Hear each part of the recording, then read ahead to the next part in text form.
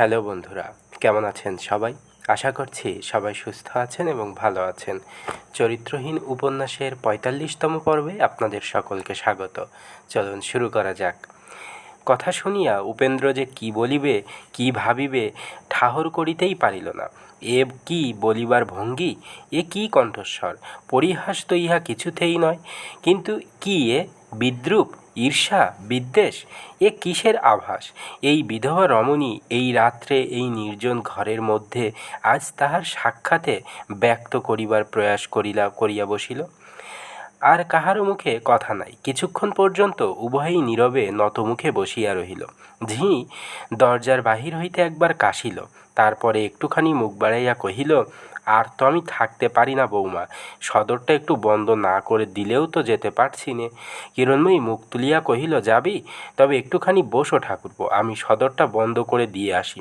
বলিয়া সে চলিয়া যাইবা মাত্রই এই ঘরের মধ্যে একাকী বসিয়া উপেন্দ্রের অন্তঃকরণ এমন এক অভাবনীয় বিতৃষ্ণায় ভরিয়া উঠিল, যাহা জীবনে কখনো সে অনুভব করে নাই। তাহার উন্মুক্ত চরিত্র চিরদিন স্ফটিক স্বচ্ছ প্রবাহের মতো বহিয়া গিয়াছে, কোথাও কখনো বাধা পায় নাই, কোথাও কোনো দিন বিন্দুমাত্র কলঙ্কের বাষ্প আসিয়াও তাহাতে ছায়া ফেলিয়া যায় নাই। কিন্তু আজ এই নির্জন কক্ষের মধ্যে সেই একান্ত নির্মলতা যেন মলিন হইয়া উঠিল। দাসীকে বিদায় দিয়া কিরণময়ী স্বস্থানে ফিরিয়া আসিয়া যখন বসিল, উপেন্দ্র ঘাড় তুলিয়া একবার চাহিতে পর্যন্ত পারিল না। কিরণময়ীর তাহা দৃষ্টি এড়াইল না, কিন্তু সে কোনো কথা না কহিয়া নীরবে কাজ করিয়া যাইতে লাগিল। মিনিট দশেক এইভাবে যখন গেল, তখন কিরণময়ী ধীরে ধীরে কহিল, আচ্ছা ঠাকুরপো, আড়াল থেকে কেউ যদি আমাদের এই রকম চুপচাপ বসে থাকতে দেখে, কি মনে করে বলো দেখি? বলিয়া সে মুখ টিপিয়া হাসিল। এ হাসি উপেন্দ্র চোখে না দেখিলেও অন্তরে অনুভব করিল। কহিল, হয়তো ভালো মনে করে না, তবে কি করব বৌঠান, কোনো কথাই যেন খুঁজে পাচ্ছি নে। কিরণময়ী সহাস্যে কহিল, পাচ্ছ না? আচ্ছা, আমি খুঁজে বার করে দিচ্ছি, কিন্তু মাঝখানে একটা খবর দিয়ে রাখি যে আমার খাবার তৈরি থেকে তোমাকে খাইয়ে বিদায় করা পর্যন্ত আধ ঘন্টার বেশি লাগবে না। এই সময়টুকুর জন্য তুমি একটুখানি প্রসন্ন মুখে কথা কও, অমন মন ভারী করে বসে থেকো না। উপেন্দ্র জোর করিয়া হাসিয়া কহিল, বেশ বলুন।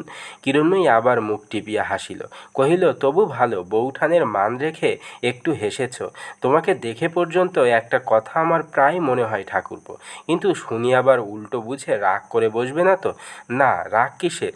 কি জানো ঠাকুরপো, ভালো ভালো কাব্যে পড়া যায় তো, তা আমাদের দেশেরই বলো আর বিদেশেরই বলো, প্রথম চোখের দেখাতেই একটা প্রগাঢ় ভালোবাসা। আচ্ছা, এ কি সম্ভব বলে মনে করো? উপেন্দ্রর মুখ চক্ষের পলকে লজ্জায় রাঙা হইয়া উঠিল। কহিল, ভালো মন্দ কোনো কাব্য সম্বন্ধেই আমার বিশেষ কোনো জ্ঞান নেই বৌঠাকুরুন, এসব আমি জানি নে।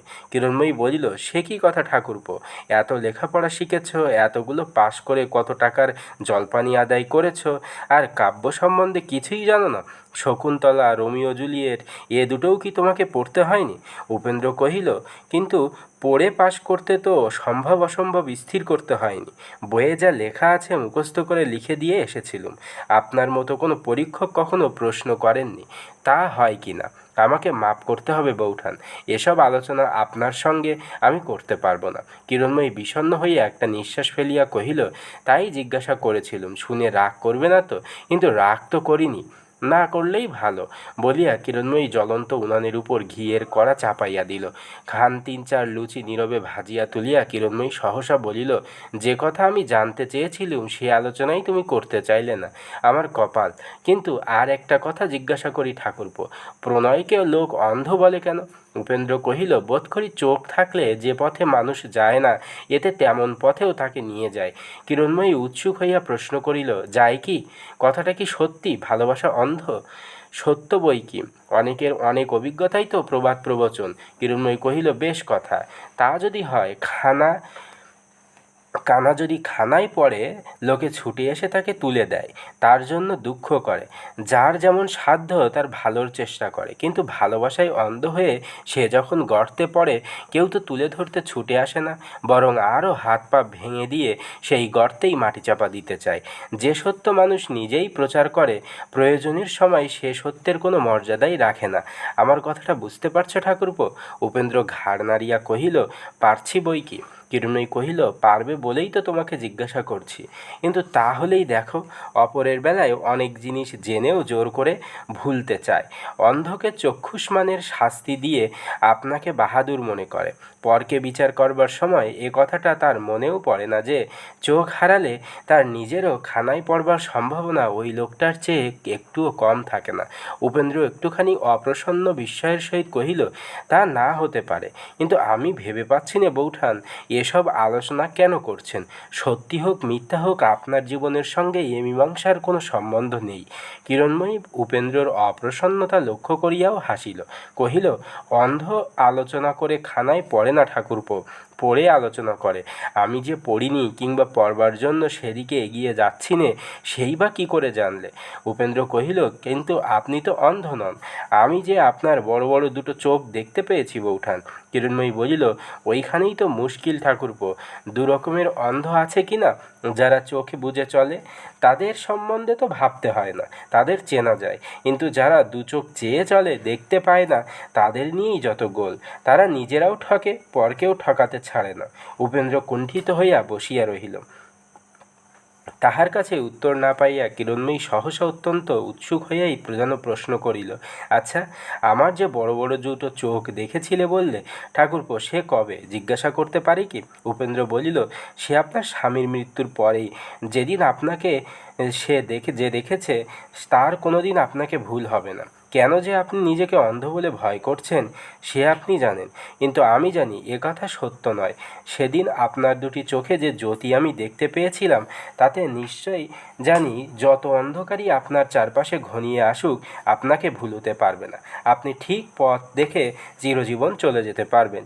কিরণময়ী কিছুক্ষণ চুপ করিয়া থাকিয়া কহিল, কথাটা এতক্ষণে বোধ হয় বুঝেছি ঠাকুরপো। সেদিন যেমন করে আমি চৈতন্য হারিয়ে তার পায়ের তলায় পড়ে গিয়েছিলুম, তাই দেখে বোধ করি তোমার এ ধারণা জন্মেছে। উপেন্দ্র মাথা নাড়িয়া বলিল, তাও হতে পারে, কিন্তু সে দেখা কি ভুল করবার বৌঠান? শুনিয়া কিরণময়ী একটুখানি হাসিল, তারপরে অসংকোচে একান্ত সহজ কণ্ঠে কহিল, ভুল বলেই তো মনে হয়। আমি তো আমার স্বামীকে ভালোবাসতুম না। উপেন্দ্র অবাক হইয়া চাহিয়া রহিল।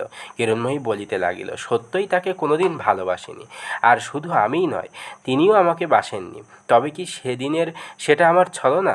না, তাও নয় ঠাকুরপো, সেও সত্যি। সত্যি সেদিন জ্ঞান হারিয়েছিলুম বলিও উপেন্দ্রের স্তম্ভিত মুখ দেখিয়া সে একটুখানি থমকিয়া গেল, কিন্তু পরেক্ষণেই তাহা জোর করিয়া কাটাইয়া বলিল, না, ভয় পেলে আবার চলবে না। তোমার কাছে আমার সব কথা আজ বলতেই হবে। উপেন্দ্র কষ্টে মুখ তুলিয়া চাহিল, চলবে না কেন? আমি শুনতে চাইনি, তবু আমাকে শুনতেই হবে কেন? কিরণময়ী বলিল, তাহার কারণ তুমি আমার গুরু। তোমার কাছে সমস্ত স্বীকার না করে আমি কোনো মতেই শান্তি পাব না। উপেন্দ্র স্থির হইয়া চাহিয়া রহিল। কিরণময়ী দৃঢ় অথচ মৃদুস্বরে বলিতে লাগিল, আমার মধ্যে যে গভীর অন্তর্দৃষ্টি দেখেছিলে ঠাকুরপো, সে চোখের ভুল নয়, সত্যি, কিন্তু সে বড় ক্ষণিকের। স্বামীকে আমি কোনোদিন ভালোবাসিনি, কিন্তু কায় মনে ভালোবাসতে চেষ্টা শুরু করেছিলাম, কিন্তু তিনি বাঁচলেন না। আমারও সে চেষ্টা স্থায়ী হলো না। বইয়ে এসব কথা পড়ে কখনো বা ভাবতুম মিছে কথা, কখনো বা ভাবতুম কবির কল্পনা, কখনো বা মনে করতুম হয়তো আমার মধ্যে ভালোবাসার শক্তি নেই বলেই এরকম মনে হয়।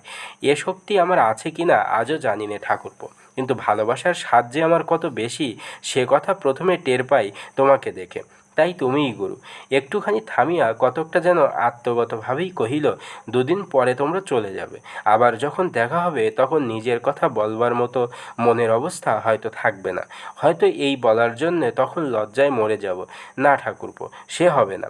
আজই তোমাকে আমার সমস্ত কথা শুনিয়ে দিয়ে তবে আমি নিরস্ত হব।